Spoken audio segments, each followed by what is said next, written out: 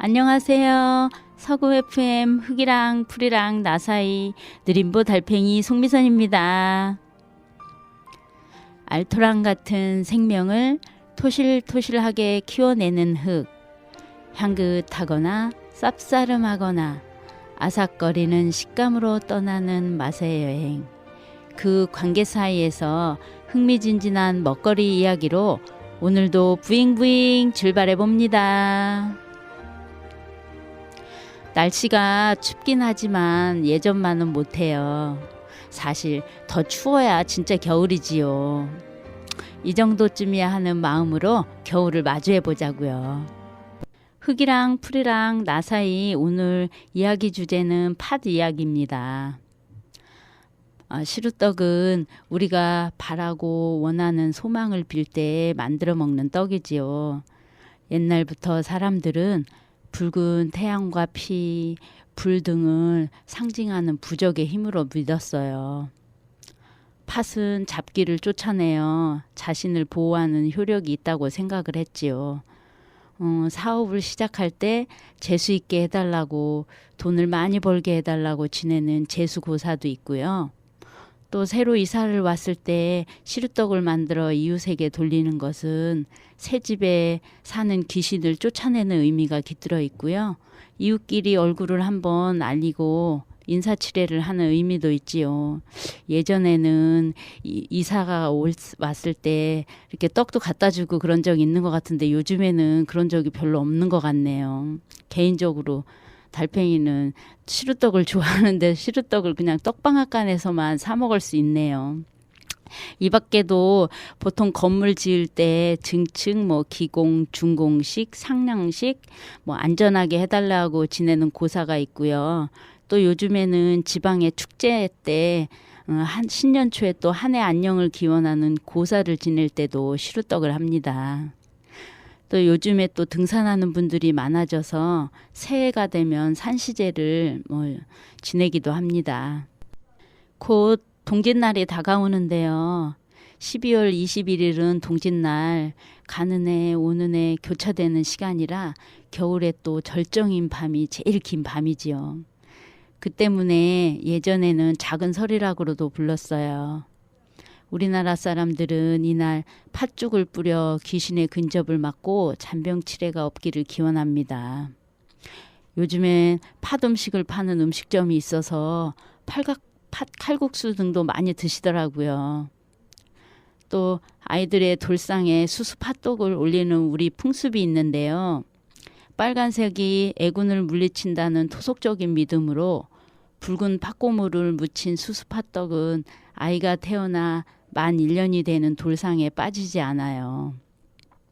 아이가 10살이 될 때 생일에 수수 팥떡을 해주는 풍습이 이어져 내려오고 있습니다. 수수는 목숨 숫자 2개가 들어가 있으므로 자손이 번성하고 수명이 길기를 바라는 마음이 깃들어져 있어요. 동북아시아 쪽에서는 팥을 숙주나물처럼 키워서 먹는데요. 요즘 우리나라에서도 팥을 콩나물처럼 키워서 먹는 팥싹 쉐이크를 만들어 먹는 것이 유행하고 있는데요. 검은 봉지에 제가 지난번에 말했던 거 검은 봉지에 이쑤시개로 구멍을 뻥뻥뻥 뚫어서 거기다가 팥을 넣고 물을 한 3시간에 한 번씩 이렇게 넣고 매달아 놓고 주면 한 일주일 정도면 순이 만들어져요. 그럼 그때 그런 싹을 이용하는 거예요. 자기가 그리고 좋아하는 과일이나 채소를 넣고 기호에 맞게 단호박이나 바나나 등을 갈아서 먹어요.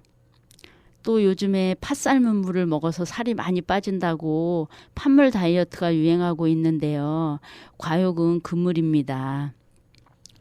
가까운 이웃나라 일본이나 중국, 동아시아 사람들도 팥을 좋아하는데요. 모찌, 화과자, 풀빵, 팥빙수, 양갱, 팥소 등 넣은 빵이에요. 모두 팥과 설탕을 버무려 달콤한 맛을 기본으로 하는 우리들이 아주 좋아하는 간식이지요. 우리나라 동지에 팥죽을 먹지만 중국에서는 정월 대보름날이면 팥죽을 만들어 먹는다고 하네요. 서양권에서는 팥을 잘 먹지 않는다고 해요. 서양에서는 팥을 그냥 빨간 콩으로 부르며 이용하기는 하지만 달고 텁텁한 맛이 서양권 입맛에는 맞지 않아서 거의 소비를 안 하는 편이래요. 팥 통조림 알고 먹어야 해요. 시중에 나와 있는 팥 통조림을 첨가물을 보면요. 그 뒷면에 자숙팥, 삶은 팥, 당친팥이라고 나와 있는데요. 중국에서 한번 삶아져서 말린 팥을 우리나라에 가지고 와서 더 삶아서 만든 것을 말해요. 수입하는 과정 중에 그렇게 해서 팥이 들어와야지 팥 가격이 싸지기 때문이라네요. 여름에 주로 우리가 팥빙수를 많이 쓰이고 있잖아요. 불편하더라도 팥을 구입해서 내가 직접 삶아서 요리해서 먹는 게 좋겠죠. 또 팥에는 팥 바구미가 생기는데요. 팥 바구미가 정말 어떻게 생기는지 궁금해요. 제가 팥을 한 대박 정도 수확해서 거실에 바구니에서 이제 담아 말리는 과정 중에 이 팥을 누구랑 먹지 하고 한탄을 타령처럼 한 적이 있는데요. 아이들이 예전에는 콩밥을 잘 먹더니 요즘에는 흰쌀밥만 좋아하고 콩밥을 싫어하더라고요. 제가 타령하는 소리를 들었는지 팥바구미가 찾아왔지 뭐예요. 말이 씨가 된다는 말이 정말 무섭더라고요. 팥은 밭에서 오자마자 냉동실에 보관하거나 냉장실에 보관해야 된다는 것을 체험을 통해서 알게 되었어요. 팥에 얽힌 동화 이야기책을 좀 찾아봤는데요. 콩지 팥쥐 이야기가 있었고요. 팥죽 할머니와 호랑이가 있었어요. 어른이 되고 나서 듣는 동화책은 더 재미있는 것 같았어요. 팥으로 만든 겨울 간식 요즘 붕어빵, 잉어빵이 잘 팔리고 있는데요. 대형 붕어빵이 나왔더라고요. 대전 어딘가 오정동에 황금잉어장이라는 잉어빵이에요. 2kg짜리 대형이고요. 62cm짜리 붕어빵이에요. 예열하는 시간만 30분이 걸리고요. 예약 주문이 필수로 굽는 시간은 또 30분이나 걸린대요. 앙금으로 고구마, 또 계란, 팥, 슈크림, 초코, 피자, 백앙금, 호박, 팥 등이 들어가는데요. 내가 원하는 속으로 주문해서 마음대로 넣을 수 있다고 해요. 방문하면 한 마리에 25,000원이고요. 예약으로 주문하면 대전 전 지역에 퀵서비스로 배달되는데 퀵비는 별도래요. 이 붕어빵은 기다란 박스에 포장하고요. 붕어를 자르는 칼이 케이크를 자르는 큰 칼이 들어있었어요. 케이크를 자르는 플라스틱 칼이 아주 크더라고요. 잘라서 먹는 붕어빵이라 여럿이 모여있을 때 시켜 먹어야 될 것 같아요. 이 밖에도 팥앙금이 들어가는 간식으로는 풀빵, 국화빵, 땅콩빵, 호두과자 모두 달달한 것들이 많네요. 팥 조리 시 가스비를 절약하는 방법을 알려드릴게요. 팥은 콩보다 더 단단하므로 24시간 정도 충분하게 불려줘야 좋아요. 제가 팥밥을 해서 먹으려고 물에 담궈 놓아도 퉁퉁 불지 않는 게 있었어요. 세상에 몇 날 며칠을 불려도 불지 않는 거예요. 한 20일 정도가 지나도록 말이에요. 올봄에 그런 팥을 밭에 버리듯 심었는데요. 그 팥이 흙 속에서 싹이 올라와서 팥을 한 대 정도 수확한 거 아니겠어요? 정말 신기했어요. 자연의 힘 말이에요. 냄비에 씻은 팥을 넣고 물이 팔팔 끓기 시작하면 찬물을 따라 버려요. 아리한 맛을 없애기 위함이고요. 나중에 신트림이 나오는 것을 방지해요. 다시 냄비에 팥과 물을 넣고 팔팔 끓었으면 가스불을 끄고 뚜껑을 덮고 3시간 후 뚜껑을 열어보세요.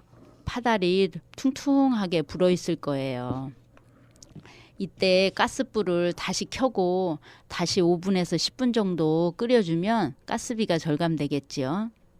보통은 압력솥에 30분을 삶거나 솥에 올려서 1시간씩 삶잖아요. 팥을 삶을 때는 안토시아닌이라는 폴리페놀 성분 때문에 철과 결합하여 황산화 작용을 일으켜서 남비색이 변하게 됩니다. 이거 소다로 지우면 잘 지워진다고 해서 제가 해보니까 잘 안 되더라고요. 팥은 쌀과 함께 섭취하면 아미노산 균형이 좋아지므로 새알심 속에 계피가루와 삶은 팥을 송편 속처럼 넣어서 만들면 좋아요. 양말이나 주머니로 찜질팩을 한번 만들어 볼까요? 멸치 국물 내는 다시마 팩을 이용하면 아주 간편하고 좋아요. 요즘에 대중소자로 나오니까요. 제일 큰 대자를 이용하면 좋겠죠.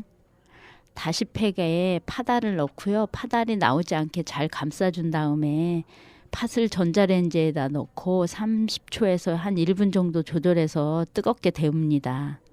피부에 직접 닿는 거니까 데이지 않게 얇은 손수건이나 수건으로 감싼 다음에 원하는 부위에 올려놓고 찜질을 해주세요. 팥 주머니가 식으면 다시 데워서 하면 되고요. 이때 양말을 이용하면 좋은데요. 수면 양말은 더 보드라우니까 좋더라고요. 자루를 만들 필요도 없이 쏙 넣었다가 뺐다 하기 참 좋아요. 저 개인적으로 생리통이 심한 편이라 아랫배에 한 번씩 찜질을 해주는데요. 찜질이 자주 필요한 사람들이라면 팥주머니를 좀 크게 만들어 놓고 하면 좋겠지요. 양말 이야기가 나와서 말인데요. 우리나라 한 청년이 사회적 기업이라고 콘삭스라고 창업하고 면이 아닌 옥수수 섬유로 양말을 만들기를 시작합니다. 2년 동안 연구 개발에 몰두해서 콘삭스라는 청년 옥수수 하나로 2개의 양말을 만들어냅니다. 이 양말은 땅에 묻으면 1년 만에 자연 분해되고 세균의 번식도 막아준다고 하네요. 그 청년은 한 사람이 한 달간 먹을 수 있는 옥수수 종자도 기부를 하기도 했습니다.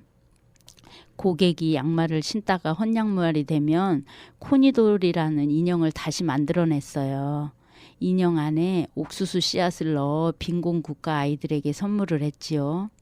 이 양말은 아이들의 친구가 되어주고 나중에 땅에 심으면 식량이 되어준다고 하네요.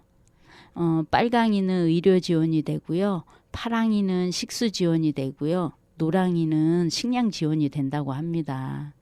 이 청년 너무 멋져서 한번 만나보고 싶네요. 또 우리나라 청년이라 그러니까 너무 자랑스러운 것 같아요. 자, 오늘도 어설프지만 제가 준비한 이야기는 다 풀어놓았고요. 마무리 지어야 하는 시간이 되었네요. 12월이라 한 해 동안 해오던 다짐과 일들도 마무리 지어야 하는 시간이고요. 아쉬움보다 그동안 잘해온 것 같아 내가 나를 응원해주는 시간 되세요.